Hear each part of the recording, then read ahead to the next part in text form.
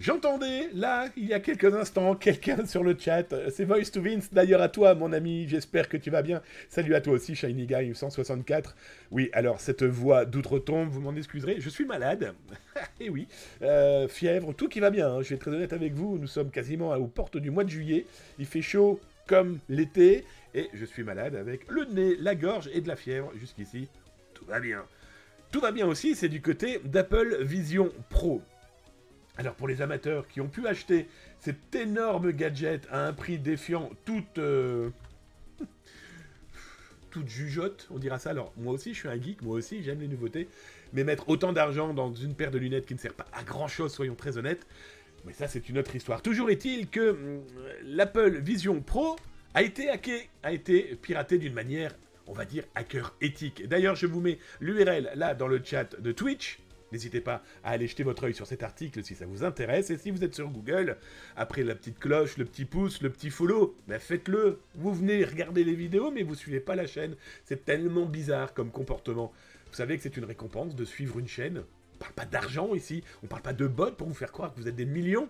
Non, de l'humain, d'abord. De tous. Et justement, l'humain, d'abord, et bien c'est ce qui s'est passé avec l'Apple Vision. On a un hacker éthique connu, connu pour avoir très fréquemment aidé Apple, en tout cas, à trouver des failles. Ryan Picken, qu'a-t-il fait? Eh bien, il a trouvé une faille dans les lunettes, les lunettes d'Apple, la grosse pomme, son Vision Pro. Et qu'est-ce qu'il a fait pour prouver cette faille? Eh bien, il a affiché soit des araignées, soit des chauves-souris virtuelles directement dans le casque. Alors, le clin d'œil est plutôt rigolo de ces animaux virtuels. Ce qui était intéressant, c'est qu'il a pu les générer et les diffuser directement dans le casque à partir de cette faille et un site web externe. Alors imaginez tout ce qu'il aurait été potentiellement possible de faire à partir de cette faille, qui permet à un site web de rentrer dans vos lunettes et potentiellement dans vos yeux et votre cerveau, qu'on le veuille ou non. Bref, intéressant comme cyberattaque. Intéressant aussi de voir que les cyber-citoyens sont toujours présents, et heureusement, et que ça c'est la partie positive de cette ambiance numérique, de cette ambiance cybersécurité.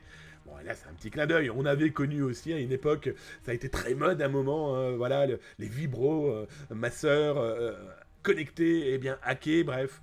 Dans tous les cas, il faut se dire que tout ce qui se connecte peut se péter. Donc bref, des lunettes ou autre chose, c'est fait.